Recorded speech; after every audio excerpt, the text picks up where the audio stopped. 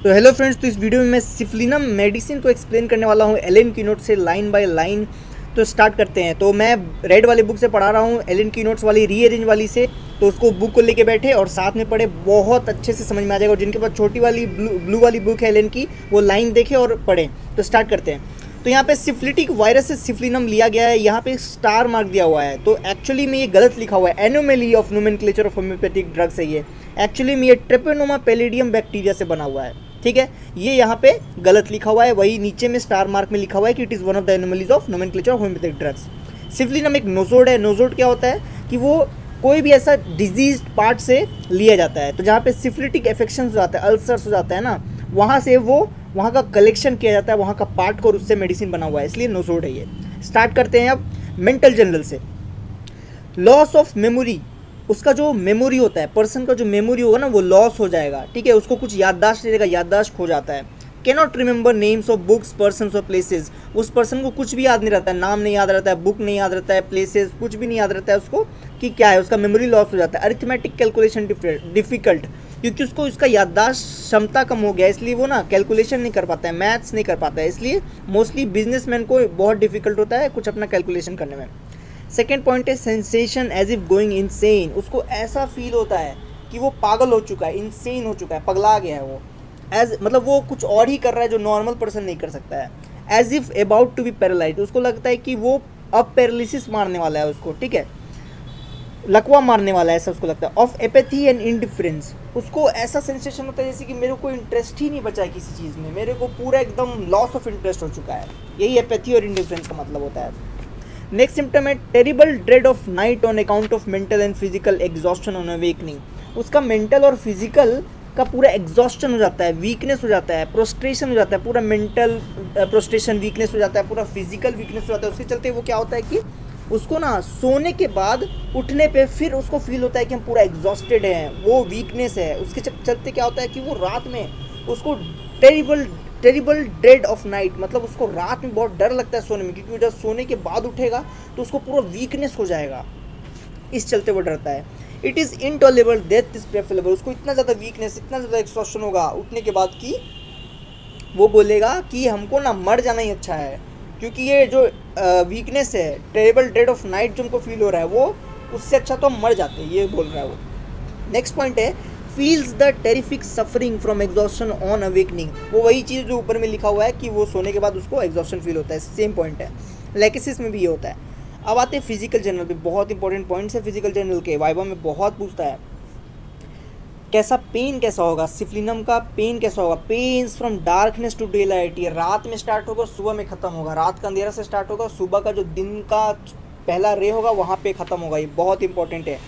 Begins with Twilight and ends with day light, शाम का जो ट्विलाइट होता है, सूरज जब डूब जाता है उस समय स्टार्ट होता है और डे लाइट में बंद होता है, सुबह का जो डे लाइट होता है उसमें बंद हो जाता है। नेक्स्ट पॉइंट क्या है, pains increase and decrease gradually, जो उसका पेन होता है वो अचानक से बढ़ता नहीं है, वो धीरे धीरे बढ़ता है, ग्रेजुअली, और धीरे धीरे घटता है। Shifting and require frequent change of position, वो पेन जो होगा उसका शिफ्ट करेगा, एक जगह था दूसरी जगह चला जाएगा, तीसरी जगह चला जाएगा, मतलब require frequent change of position. Next symptom है all symptoms are worse at night, रात में सारा सिम्टम उसका वर्स हो जाता है, क्योंकि रात में स्टार्ट होता है इसका सिम्टम ना, डार्कनेस में स्टार्ट होता है, तो उसका रात में सारा सिम्टम वर्स हो जाता है। From sundown to sunrise, जो रात का समय होता है और दिन का समय होता है, ये दिन का पहला किरण और रात का स्टार्टिंग, इसके बीच के समय में इसको सारा प्रॉब्लम बढ़ जाता है। Extreme emaciation of entire body, उसका पूरा का पूरा बॉडी का थिननेस हो जाता है, इमेसिएशन हो जाता है, वीकनेस हो जाता है, पूरा बॉडी पतला और दुबला हो जाता है। एब्रोटेनम आयोडम भी है, कुछ डेवलप नहीं रहता है बॉडी में। इसका क्रेविंग किस चीज़ के लिए बहुत इंपॉर्टेंट है, एल्कोहल का क्रेविंग है, एल्कोहल का, इन एनी फॉर्म, एल्कोहल का क्रेविंग है कोई भी फॉर्म में, चाहे वो दारू हो, विस्की हो, रम हो, जो भी हो, वो बियर हो, सभी फॉर्म में एल्कोहल जिसमें है, ठीक है, उसमें उसका क्रेविंग होगा। उसको क्रेविंग मतलब क्या है कि उसको चाहना, उसको खाने का मन करेगा एल्कोहल को, पीने का मन करेगा एल्कोहल को। हेरिडिटरी टेंडेंसी टू एल्कोहल, उसका घर में ही, जेनेटिक में ही है, पियक्कड़ का जनरेशन है वो लोग, बस यही है, पियक्कड़ का जनरेशन अगर निकल गया केस टेकिंग में तो सिफलिनम। और यहाँ पे और भी बहुत सारे मेडिसिन दिए हुए हैं। अब आते हैं हेड सिम्टम पे, तो हेड एक उसको कैसा होगा, न्यूरल्जिक इन कैरेक्टर, वो जो माथा में जो दर्द होगा वो नसों में दर्द होगा, माथा का नस में दर्द होगा। Causing sleeplessness and delirium. अब दर्द होगा तो क्या होगा, वो सो नहीं पाएगा, उसको डिलीरियम होगा, उसको दिमाग काम नहीं करेगा, अनकॉन्शियसनेस फील होगा। कमेंसिंग एट 4 PM, 4 PM में, वो जो सनलाइट डूबता है 4 बजे ना, वहाँ से स्टार्ट होता है और रात में उसका प्रॉब्लम बढ़ता है, जो हम लोग जान ही रहे हैं क्या हो रहा है सिफिलिनम में। वर्स फ्रॉम 10 to 11, रात में बढ़ जाता है। And ceasing at daylight, same चीज़ है जो ऊपर में लिखा हुआ है, डार्कनेस टू डे लाइट में ख़त्म होता है। और एक और चीज़ है कि अगर रात का 11 to 12 PM में अगर ख़त्म होता है, मतलब रात के 11 से 12 PM में अगर प्रॉब्लम, अगर हेडेक ख़त्म होता है, तो medicine used is lycopodium. Falling of hair, तो उसका हेयर क्या हो रहा है, वो फॉल हो रहा है, ठीक है। हेयर फॉल में का प्रॉब्लम में सिफिलिनम अच्छा मेडिसिन है। आइज़ का सिम्टम पे आते हैं तो उसको ऑप्थेल्मिया न्यूनोट्रम हो चुका रहता है, एक्यूट ऑप्थेल्मिया न्यूनोट्रम, बच्चा में होता है एक्यूट ऑप्थेल्मिया न्यूनोट्रम। ये प्रॉब्लम है जो कंजेनिटल है, बच्चा में हो जाता है। तो लिड्स कैसा होगा, सोलेन हो जाएगा, मतलब उसका जो लिड होगा, आँखों का जो लिड होगा, आईलिड्स, वो फूल जाएगा। एदर ड्यूरिंग स्लीप, सोने के समय चिपक जाएगा पूरा। पेन इंटेंस एट नाइट, उसको ना दर्द भी होगा उसका लिड्स में। और एग्रावेट कब करेगा, 2 to 5 AM पे, सुबह में 2 to 5 AM पे पूरा एग्रावेट हो जाएगा। और 5 AM के बाद जब सुबह का किरण निकलेगा ठीक हो जाएगा। पस हो जाएगा उसमें, कैसा, प्रोफ्यूज, बहुत ज़्यादा पस हो जाएगा। और कोल्ड बाथिंग से उसको अच्छा लगेगा। उसको पुटोसिस हो जाएगा। पुटोसिस क्या होता है, आँख का जो आईलिड्स होता है वो ना गिर जाता है, मतलब उसमें क्षमता नहीं रहता है कि आदमी अपना आँख उठा पाए। पुटोसिस उसको बोलते हैं। पैरालिसिस ऑफ सुपीरियर ओब्लिक, पुटोसिस हो जाएगा, उसका आँख का लिड गिर जाएगा। क्यों, क्योंकि सुपीरियर ओब्लिक मसल, जो आइज़ का एक मसल है, आईबॉल का जो मसल्स होता है ना, वो उसमें पैरालिसिस हो जाएगा, वो काम नहीं कर पाएगा, इसलिए उसका आईलिड गिर जाएगा, पुटोसिस हो जाएगा। Look from drooping lids, drooping lids, जो उसका आईलिड्स होगा वो गिरा हुआ रहेगा, ड्रूप किया हुआ रहेगा, वहाँ से वो देखेगा, स्लीपी लुक रहेगा, उसको लगेगा, वो देखेगा लेकिन सबको लगेगा कि वो सो रहा है। कॉस्टिगम ग्रेफाइटिस भी पुटोसिस में अच्छा मेडिसिन है। Diplopia, 1 image seen below the other, उसको डबल इमेज दिखेगा, डिप्लोपिया दिखेगा, एक इमेज के नीचे दूसरा इमेज दिखेगा। अब माउथ सिम्टम पे आते हैं तो तीथ कैसा होगा, decay at the edge of gum. Syphilinum बहुत अच्छा मेडिसिन है टूथ डीके के लिए। Decay at the edge of gum, जो गम्स हैं, जो लाल लाल हम लोग के दांत के गम्स होते हैं दांत के नीचे, उसका एज पे, मतलब गम खत्म हो रहा है, वहाँ से जो दांत निकल रहा है वहाँ पे डीके हो जाएगा, नीचे वाला पार्ट पे, ठीक है। एंड ब्रेक ऑफ, पूरा का पूरा दांत टूट जाएगा, वहाँ का दांत टूट जाएगा। और आर कब्ड, अब सोचो कि दांत का नीचे का शेप कैसा रहता है, जो गम से अटैच होता है, वो गोल ऐसे टाइप रहता है ना, कप जैसा। वो जब दांत टूट जाएगा वहाँ से तो कैसा आएगा, कप जैसा। अब दांत किसी का उखड़ गया तो वो कप जैसा गम नहीं दिखने लगता है, कप जैसा शेप बन जाता है, ऐसे गोल सा, राउंड सा, हाफ राउंड जैसा, वही कप्ड हो जाएगा। एजेस सिरेटेड, उसका एज जो होगा ना वो टूट जाएगा तो कैसा सिरेटेड हो जाएगा पूरा। डॉर्फ्ड इन साइज, मतलब छोटा हो जाएगा साइज में। कन्वर्ज एट देयर टिप्स, वो टिप पे ना ऐसे कन्वर्ज हो जाएगा, मतलब आ जाएगा ऐसे एरो शेप में हो जाएगा, एरो शेप में, बस इतना याद रखना है। कन्वर्ज एट द टिप्स, मतलब वो इतना ही समझना कि पूरा का पूरा बर्बाद हो जाएगा, उसका शेप खत्म। और बाकी जो इसमें टर्म्स है बस याद कर लेना है। गैस्ट्रोइंटेस्टिनल सिम्टम पे, obstinate constipation for years. Obstinate constipation मतलब क्या होता है, उसको कब्ज है, बहुत सालों से कब्ज है, कॉन्स्टिपेशन ऑब्स्टिनेट हो चुका है, प्रोलॉन्ग्ड हो चुका है, लंबे समय से हो चुका है। Rectum seems tied up with strictures, उसका रेक्टम जो है ना इतना कड़ा कड़ा पैखाना हुआ है, उसको कॉन्स्टिपेशन हुआ है कि वो स्ट्रिक्चर बन गया है, वो कट लग गया है, क्योंकि इतना हार्ड स्टूल उसको हो रहा है उसके कारण, ठीक है। उसका पूरा रेक्टम में स्ट्रिक्चर हो गया है। When enema was used the agony of passage was like labour, उसको मतलब लेबर कैसे कड़ा काम करता है, लेबर कैसे काम करता है, बहुत ज़्यादा काम करता है, उसको ऐसा लगता है कि मतलब उसका ऐसा सिचुएशन हो जाता है कि मतलब इतना ज़्यादा उसको श्रम करना पड़ता है, इतना ज़्यादा उसको काम करना पड़ता है पॉटी निकालने के लिए, पूरा का पूरा इतना कॉन्स्टिपेटेड रहता है, स्ट्रिक्चर फट भी जाता है उसका, यही बोलने का मतलब है। Fissures in anus and rectum, उसका जो एनस है रेक्टम में फिशर हो गया है, कट लग गया है, वहाँ पे फिशर हो गया है, उसी को बोलते हैं कट लग जाना अंदर में, उसके कारण लहरेगा, गड़ेगा, ऐसा फील आता है फिशर्स में। रेटानिया बहुत अच्छा मेडिसिन है फिशर में। थूजा अच्छा मेडिसिन है फिशर में।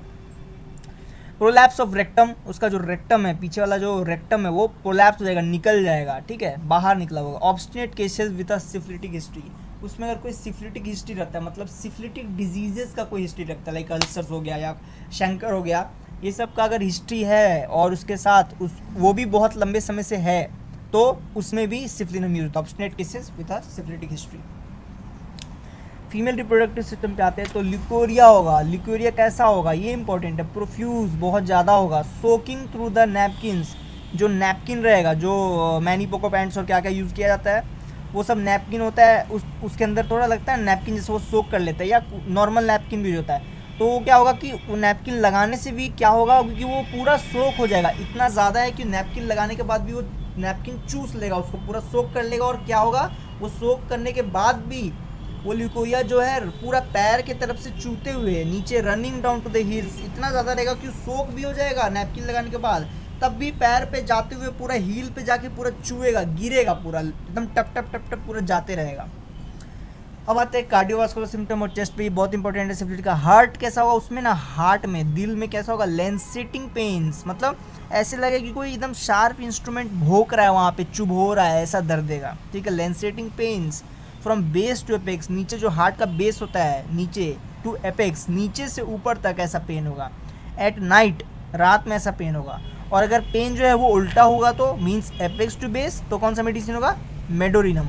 और अगर फ्रॉम बेस से क्लेविकल तक चला जाएगा तो मतलब हार्ट का बेस से लेके मेरा शोल्डर तक, क्लेविकल जो शोल्डर के पास में रहता है वहाँ तक जाएगा, या फिर शोल्डर में जाएगा तो स्पाइजीलिया। अब एक्सट्रीमिटीज़ पे आते हैं, तो rheumatism of the shoulder joint, shoulder joint का रूमेटिज्म हो जाएगा, आर एक फैक्टर बढ़ जाएगा शोल्डर जॉइंट पे, ठीक है। उसको पेन होगा, वहाँ पे स्वेलिंग होगा, सूजन हो जाएगा, रूमेटिज्म हो जाएगा उसको। और एट इंसर्शन ऑफ डेल्टॉइड, जो वहाँ पे डेल्टॉइड मसल है शोल्डर पे, वो जहाँ पे इंसर्शन है डेल्टॉइड मसल, जहाँ से स्टार्ट हो रहा है, जहाँ से स्टार्ट हो रहा है डेल्टॉइड मसल जहाँ पे प्रेजेंट है, वहाँ पे रूमेटिज्म हो जाएगा, वहाँ पे पेन होगा। और एग्रावेट कैसे करेगा, रेजिंग आर्म लिटरली, तो आर्म को ना, मतलब आर्म को अपने उस तरफ, मतलब अपने तरफ उधर अपना हाथ उठाने के लिए अगर कर रहे हैं, हाथ उठा रहे हैं अगर, तो आर्म को लिटरली लेज कर रहे हैं, मतलब अपने साइडवेज अगर ऊपर उठा रहे हैं हाथ को, अपने आर्म को, तो वो पेन आ जाएगा वहाँ पे, रूमेटिज्म का, रूमेटिज्म उससे प्रॉब्लम होगा। रस्टॉक्स भी एक मेडिसिन है, ठीक है। शोल्डर में हुआ तो सैंगुनेरिया, और लेफ्ट साइडेड में हुआ तो फेरम। स्किन सिम्टम पे आते हैं तो इरप्शंस, मतलब स्किन पे छोटा छोटा दाना, इरप्शंस हो जाएगा, कैसा रहेगा, डल कलर का होगा, उतना ज़्यादा डार्क नहीं होगा, डल कलर होगा। रेड कॉपर कलर्ड स्पॉट्स, लाल कलर का स्पॉट होगा, कॉपर कलर का स्पॉट होगा। Becoming blue when getting cold, जब उसमें ठंडा लगेगा उस रेड कॉपर कलर में, तो ठंडा लगेगा तो वो ब्लू बन जाएगा, वो इरप्शंस।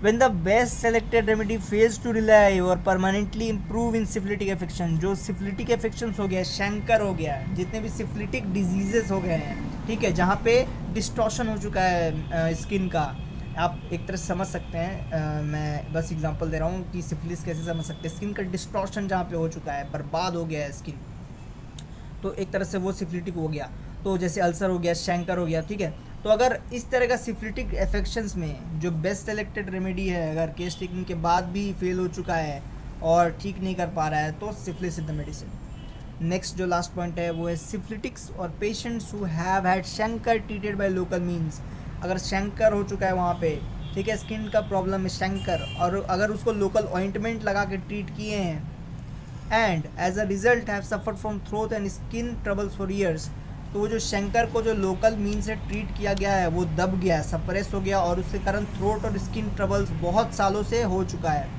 उसके कारण क्या हो रहा है कि प्रॉब्लम बढ़ जा रहा है स्किन और थ्रोट, जो सप्रेस किया गया था शंकर लोकल ट्रीटमेंट से, और वो सप्रेस होने के बाद किस फॉर्म का ले लिया, किस फॉर्म में ट्रांसफ़र हो गया, वो थ्रोट का डिजीज़ के फॉर्म में ट्रांसफ़र हो गया, यानी स्किन का ट्रबल हो गया उसको, क्योंकि वो लोकल मीन से सप्रेस किया था शंकर को। And are always nearly benefit by this remedy, अगर ऐसा केस है तो सिफ्लिनम यूज़ किया जा सकता है at the commencement of treatment, मतलब ऐसा केस में हमेशा बेनिफिट करेगा अगर आप शुरू में ही सिफ्लिनम दे दे तो, unless some other remedies clearly indicated, unless अगर कोई दूसरा रेमेडी इंडिकेट होता है। अब मोडेलिटीज़ पे आते हैं। एग्रावेशन कब होगा, नाइट में एग्रावेशन होगा, from too late to daylight, याद करने का ज़रूरत ही नहीं है, मैंने एक्सप्लेन कर लिया ऑलरेडी। कंपेयर करने के लिए बोला गया यहाँ पे medicine in bone disease and syphilitic affection, तो ये कोई बात नहीं है, सारे मेडिसिन भी बोन डिजीज और सिफिलिटिक एफेक्शन में यूज़ होते हैं, ये कंपेयर करके आप देख लीजिएगा, कोई प्रॉब्लम नहीं है। तो हो फ्रेंड्स, तो मैंने सिफिलिनम को बहुत अच्छे से एक्सप्लेन कर दिया है, एक बार लाइन बाय लाइन, अगर कुछ भी प्रॉब्लम हो तो वापस वीडियो देखें और अच्छे से पढ़ें, एंड अच्छे मार्क्स लाएँ मेटीरियल मेडिका में, कुछ भी नहीं है, बहुत ईजी है। So thank you for watching.